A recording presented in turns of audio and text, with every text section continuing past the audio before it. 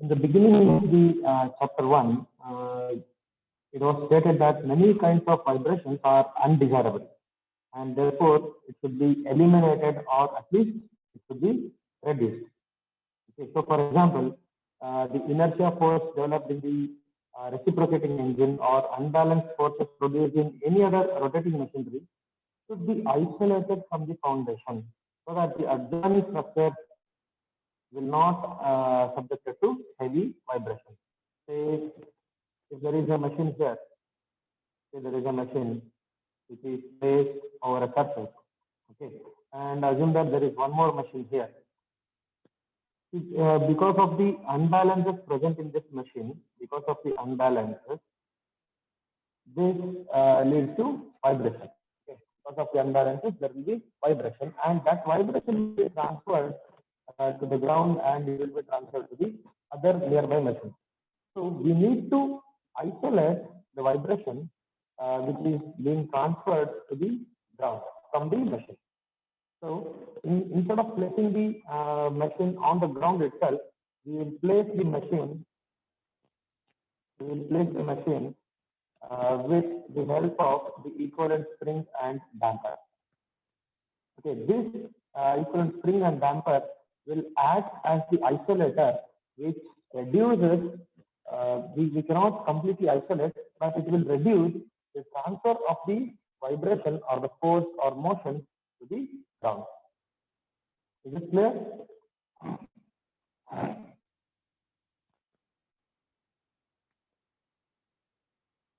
Is it clear? Yes, sir. So this isolation is very much required. Okay, and the effectiveness of the isolation will be measured in terms of the ratio of force. Okay, epsilon is equal to F0 by FPR. Okay, this is the force which is developed because of the machine, and this is the force which is being transferred to the ground. Okay, or similarly, we can measure the motion also. Okay, so we need to we can measure the amount of force being transferred to the ground in terms of ratio of the force developed and the force which is transmitted to the ground. Okay, now the first one, force transmissibility. So now here also we need to see. So by studying this, it came to know that we need to have some system to reduce the force which is being transferred to the ground. And now we need to derive an equation for this. So what is the transmissibility ratio? So for that, see the term transmissibility in case of force excited system.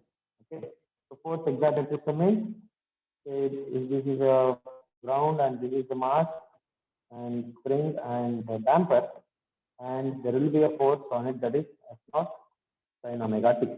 Okay, so the term transmissibility in case of force excited system is defined as the ratio, transmissibility ratio of the force transmitted to the foundation, to the impressed force upon them, that is F0. So here I have written in the it should be reversed. So here the transmissibility ratio is force transmitted to the ground to the force applied on it. Okay.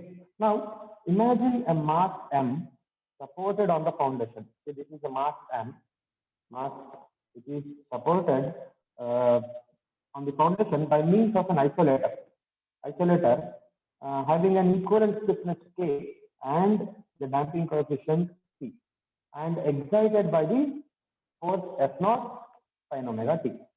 Okay, this figure shows a mass which is supported on the ground with an isolator which is having the equivalent stiffness and the damping coefficient which is subjected to force. Okay, under the steady state conditions, force acting on the mass can be represented by a vector diagram. Okay, if you remember, we have drawn a vector diagram for the fourth vibration system. That is, just a minute, I'll rewrite it.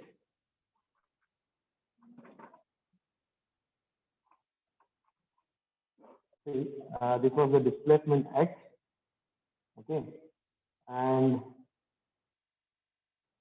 this was the force F0, which is acting at an angle of omega t, okay, and this is the spring force Kx, and this is the damping force C omega x, and this is the inertia force m omega square x. Do you remember this? Can you remember this diagram? If we have Yes, sir. Yes, sir. used to derive the displacement equation. Now, out of these four forces, there are four forces. Which are those four? F0, Kx, C omega x, and m omega square x. These are the four forces acting on the mass. Here, the spring and the damper, the spring and the damping force are the two common forces. The force due to spring, that is Kx, and the force due to damper, that is C omega x, are the two common forces acting on the mass as well as foundation. Is it clear?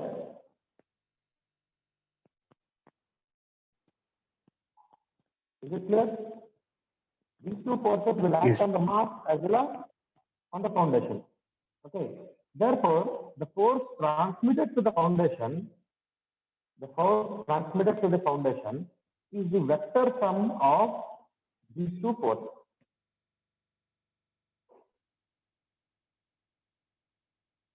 Is it clear? Yeah. See, this is the mass. Okay, please listen carefully. This is the mass, okay, which is subjected to the force F0 sin omega t. Okay, and the spring and the damper will oppose the force. Okay, and the force which is being developed because of the spring and the damper is applied on both mass and the foundation. Now, what is the resultant force which is being transferred to the foundation? It is the sum of these two.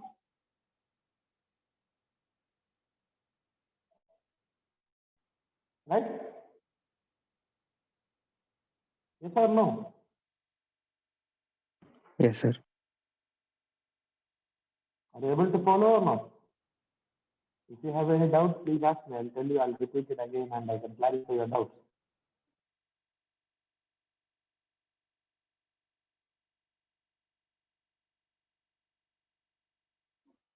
See, if you consider a spring, okay, take a spring, assume that one end is fixed.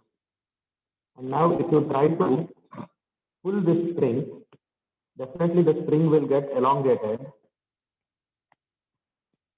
Okay, definitely the spring will get elongated, but the resistance force, or definitely the spring will oppose the deformation by producing the internal force, and that force will try to get back the spring to the original shape, right? Yes, sir. And see, the spring will try to get back to the original shape by pulling both the ends, not by pulling only one end, right? Yes, sir. Yes, sir. So this is the force which is being transferred to ground. So that is what I'm saying here. The force which is being developed by the spring is applied to both mass and the foundation. Now, to find the transmissibility ratio, I need to know what is the amount of force which is being transferred to the ground. Okay, and this force which is being transferred to the ground is equal to sum of spring force and damping force.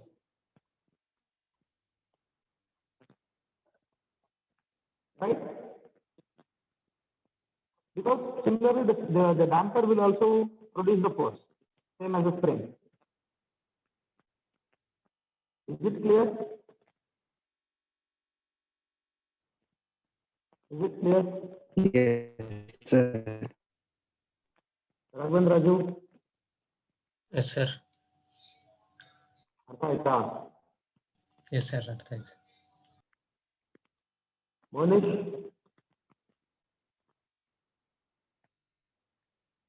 Yes, sir. ಗೊತ್ತಾಯ್ತಪ್ಪ? ಹಾ sir ಅರ್ಥ ಆಯ್ತು sir. Okay, now here you can see this is the spring force and this is the damping force, right? Spring force and damping force. So now I need to add this. Okay, so now what I'll do, I'll write one more diagram here. Okay, this is the force which is being applied, this is F naught. Okay, and this is X, the displacement X. See, these two are parallel. So what I'll do is I'll write the Kx in this direction itself. Okay, so this is Kx, and Kx and the C omega x are 90° apart. So I'll write C omega x. And what is the sum of these two? Sum of these two is nothing but this is the sum. So this I can write as FPR.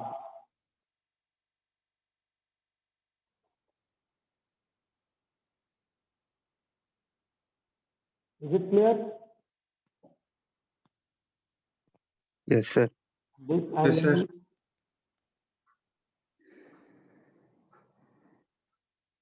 Now we know that the angle between the displacement and the applied force is phi. It was phi. So this is phi and this is alpha. Okay. So now we need to have an equation for FTR. So now from this triangle, you can write FTR is equal to root of K x square plus C C omega. omega s. Is it clear? Yes, sir. Is it clear? Okay. So this Yes, sir. equation will give you the force which is being transferred to ground. So now I need to have an equation for transmissibility ratio that is equal to FPR by F naught.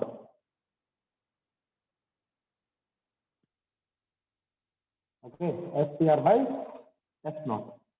So what is this FPR by F naught?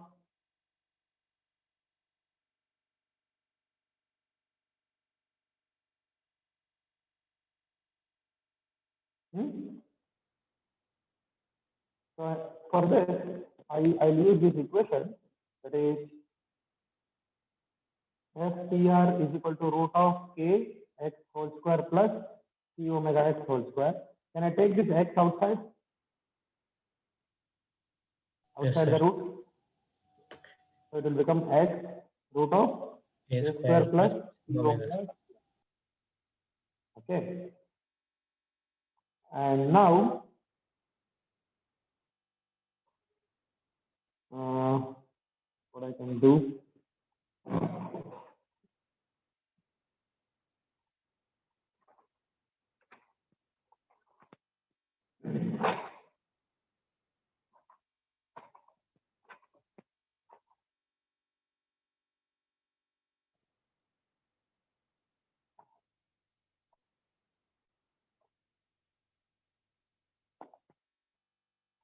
But I have an expression for x, right? From the force vibration equation, that is, it is the result of this vector diagram. I know that x is equal to f naught by root of k minus m omega square whole square plus c omega whole square. Right? We have this equation. So can I substitute this here?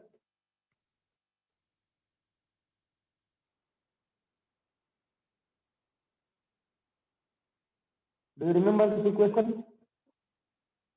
Yes, sir. Can we substitute here?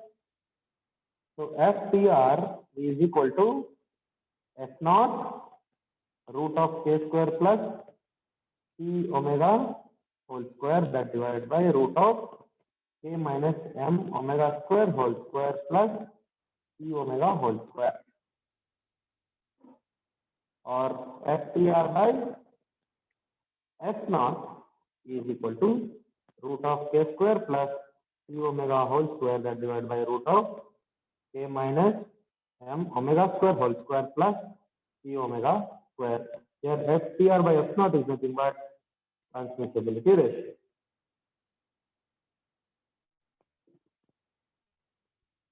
Okay. Now divide both numerator and denominator by k. So you can get the transmissibility ratio as equal to FTR by F naught, that is equal to root of 1 plus 2 zeta omega by omega n whole square, that divided by root of 1 minus omega by omega n whole square plus 2 zeta omega by omega n whole square. So this is the final expression for transmissibility ratio.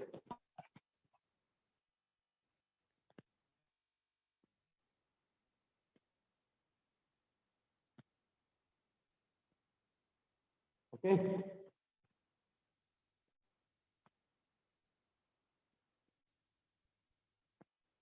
Any doubt?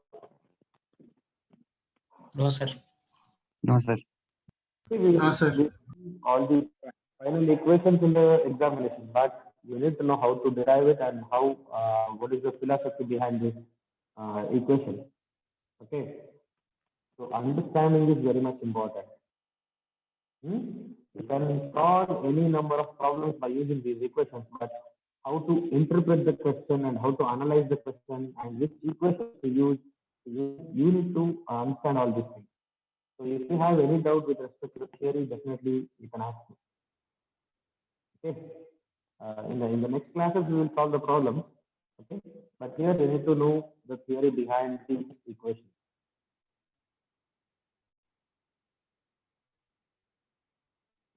So this is transmissibility ratio, and what is the phase lag? Phase lag.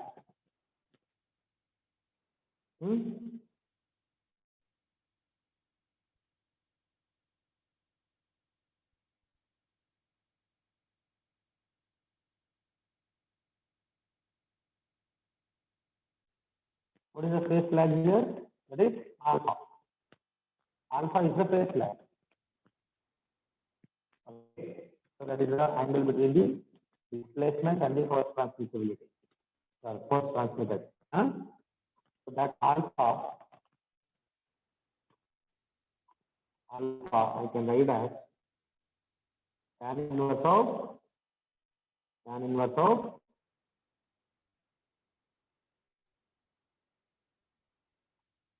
what is tan alpha? It is opposite by adjacent. Omega x C by omega by K. C omega x by x. K, or it is alpha is equal to tan inverse of C omega by K, and that is equal to tan inverse of C omega by K can be written as 2 zeta 2 omega by zeta omega by omega. And what is phi minus alpha? Phi minus alpha is phi is given by tan inverse of 2 zeta omega by omega n, that divided by 1 minus omega n whole square minus tan inverse of 2 zeta omega by omega n. Okay.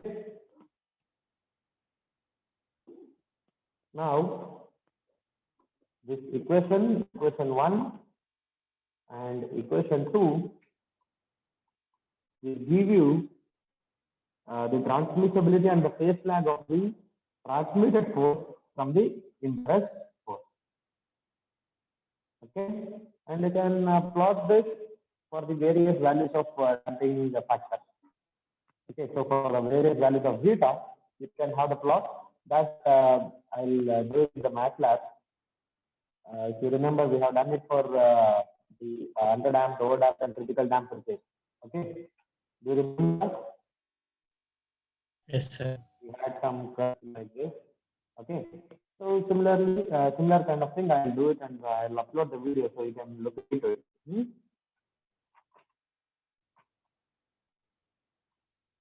Okay, similarly, these equations can be used to find out the amount of motion transmitted also. Okay, same equation you can use for motion transmitted also. Okay, this completes the theoretical aspects of this chapter. Now we need to solve some of the problems. See, first, take down this problem.